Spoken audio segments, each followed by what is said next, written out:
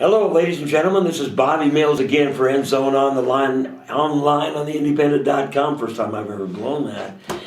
We're at Hastings High, and it is no school week, and yet this guy right here agreed to come down, Coach Danielson, Drew Danielson. Good to see you, Bobby. Thanks, man. I You betcha. appreciate it. Yeah, on your day off, no practice, no nothing. It's a Wednesday. So, great to have you. And I wanted to ask you how your first year went here. And actually, how much different is it than coaching C1? That I didn't include that, but Yeah. I want to know that. Yeah, it was a little bit of adjustment. Just the bigness of the school and the program. Obviously being from York and being in a Class B and playing some Class B opponents, it was a little bit similar for me. But once the first couple weeks got going and once we got into games, it was basketball's basketball. Kids are kids. I think. I think there was a little bit of adjustment period, but for the most part, I adjusted pretty well. And Closer to your family, too. Closer to family. Ooh, yep. man. Yeah. So tell us about your coaching staff. I'm really impressed. It seems like you guys have been together forever, but this is just your second year here, and my gosh, there's a lot of talent on that staff, I think. I think continuity is important with your coaching staff. We added in the off season Kobe Simons, which Bishop Newman graduate, and obviously all the success he had there. Got done playing at Hastings College, had 2 years of school left, so he's coming on and finishing with us, doing some great job, just a great job of the skills and development part of it, and just his knowledge of the game. And then we added Coach Doug Sinek back to our program, and obviously, the Sinek family and just the passion and just the care that he has for our program. And then, the likes of Coach Dillo. Coach Doyle Dillo has obviously been with me for a long time, and Coach Novacek, who's been with me for a long time. Yeah. Dylan Flynn is just an unbelievable basketball mind, doing a great job with our JVs. And so it's just a real strong staff, and it makes my job a little bit easier. Jeez, Dylan Flynn is everybody says, where did he play basketball? And I can't remember, but it's Lincoln High, isn't it? Yeah, and boy, if you look up, he knows his stuff. And he could play a little bit. Oh yeah, quite a player. I imagine he gets pretty intense in practice. I don't know. He does. Good. So you lost 7 seniors from last year. I was impressed when I saw it at Saturday at Hastings College. Hastings played GICC in that Heartland Hoops Holiday Classic, and I liked what I saw. Did these kids, I think you mentioned once that they had a pretty strong summer? Yeah, we had a really strong summer. And travel team, or was it just with you? We kind of expanded their opportunities a little bit where, we took them on the road for 4 or 5 team camps, just kind of got them out of town. Wow. Stayed in the hotel, did the whole team building stuff. And, cool. And then in July, they played a lot of basketball through, different programs, Nebraska Select. So just kind of expanding their opportunities, but putting an emphasis on, if you want to be good at the game of basketball, you kind of put that time and that dedication, that care to what you're doing. So I was really proud of kind of them buying in this off season and really putting a lot of time to it. If you look right now, of the 14 kids that we suit up in varsity, 12 of them played travel select ball in July, and I just think that's everything. Now there's obviously the other side of that is you don't want to play too much basketball, but I'm very proud of what they did in the off season, just buying into caring about the program, caring about the game, and I think you're going to see the benefits of that here coming up this next month. Well, I think so, and that's a great way to do it, is bond them on those camp things where you stay, in places. Sure. Was this bunch good as JVs and freshmen down at that level? That's kind of been the thing where we've struggled a little bit, is we don't really have that, success backbone. Yeah. We haven't grown up and, undefeated 7th grader. Oh, I know. We don't have that. But what we do have is a bunch of kids that, kind of buy into their role, have really dedicated themselves to our program, shooting in the mornings, getting better, weightlifting, all that stuff.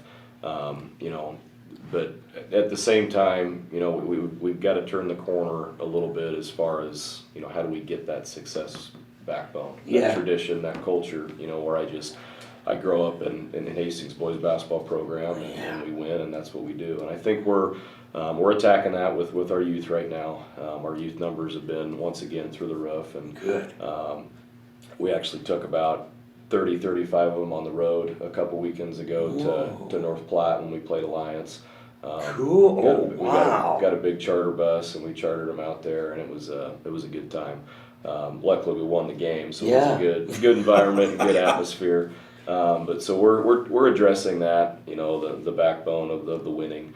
But we just right now we've got a bunch of great unselfish kids that continue to do the right thing. Boy, I've never heard of that, taking a chartered bus. I know that guy Rosenberg for Elkhorn South. He travels like 75 or 80 kids and makes them feel they're a part of the program in football. But that's how you do it, man. So tell me about this current team, because I'd like to hear some of the names that are contributing, because it looked like a lot of them did. Yeah, we just have a bunch of guys. You know, Braden Power, Braden Schramm, Connor Riley, Jackson Block, Aaron Noneman, Trevor Campbell. I mean, I could go on and on and on. We just have if you look at our point, you know, distribution, it's all across the board. Oh, yeah. You know, Braden Power's doing a really good job for us as a sophomore, averaging about 14, 15 a game, you know, doing some good things. You know, Braden Schramm, Connor Riley, our two seniors, are doing some good things leadership-wise, you know, trying to lead with their experience. But, you know, we just, of the 14 that we suit up 6 freshmen, and we suit up 4 sophomores. Yeah. So if you do the math there, we're pretty young. You know, but the youngness, you know, we've kind of had those conversations with our team. It's not an excuse. It's not you know, we're young, so we can't win now. We just struggle sometimes, like last night, putting the ball in the hole. Yeah. Just some different ways to try to win games, but we're coming. What about those block boys, man? I mean, that one kid came in, no fear against, you know, Gil, Jamer, and it's just like, okay, well. Yeah. But they don't play like sophomores. No, they don't. No, and Caden Block is a sophomore, and then Jackson would be a junior. That 3-point thing. They actually came in from Hampton. They transferred in from Hampton. Are you kidding me? Last year. And that's actually kind of a funny story. So it was our first team camp last summer, and you know we're super new in our program, and we were starting to roll the ball out and get some camps going, and then all of a sudden our youth camp, these two, and you saw them, 6'4", 6'3" kids come walking in, and Santa Claus just nice to meet you. So and they're great kids. They work their tails off, and they're going to be a big part of what we do. Well, I was just so impressed, you know, and I've seen, you know, earlier in the season, Caden can nail a 3, you know.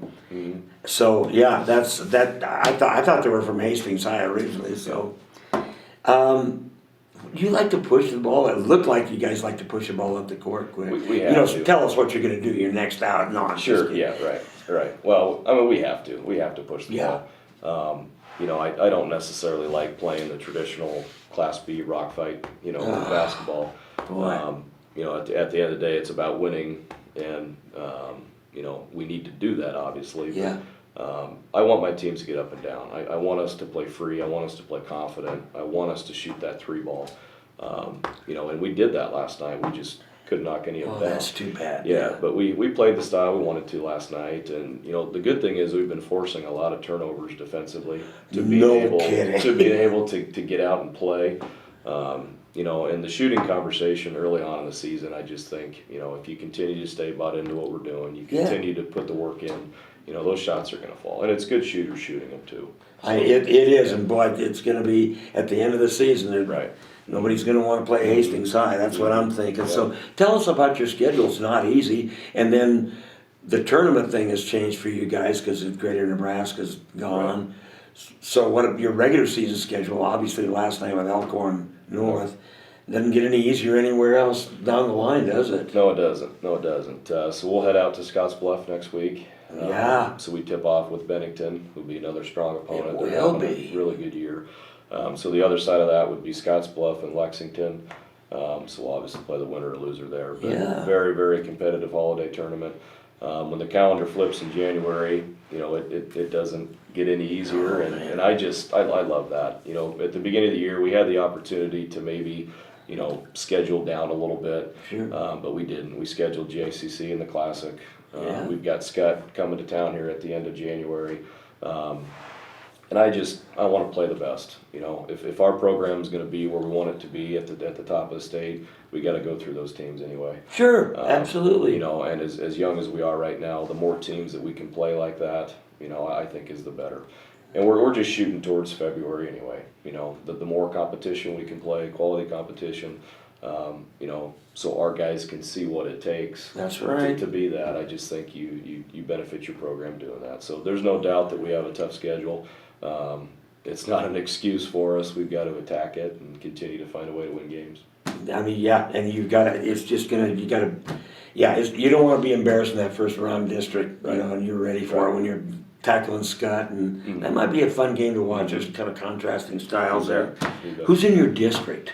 So same as last year, so Okay. McCook, Northwest, and Lexington. Okay, and I see that Joey Imus has got Joey's McCook doing a going good now job, that and- my friend Jeff Gross is out of there, and it's not just a football school. Sure, that's I'm right. sorry, Jeff, but that's okay. That's right, It's a yeah. great thing, but Coach Imus doing a good job. He is. They're off to a 5-1 start. yeah, I don't know who they play. They go down to Kansas, Yeah. they go to the tournament, but you guys play them regular season or not? Yeah, so that'll be first couple weeks of January. That could We'll be play them. interesting. Yeah. Little, Yep. what's going to happen in the future? Mhm.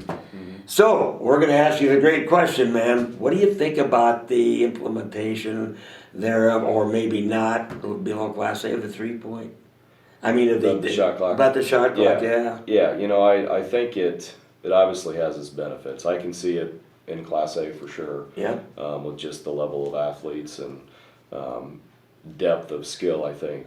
But when you get down to Class B, just the games that I've been a part of, and I just think of our team, it's rock fights. And even the scores that I've seen, 35, 33s, 39, 33 scores, I don't know how much it would benefit it. But I can also see I don't think it's going to hurt it, even more. So No. I mean, I think for the growth of the game, it needs to happen. It would probably challenge more coaches and more kids to develop their skills and find some different ways to win games.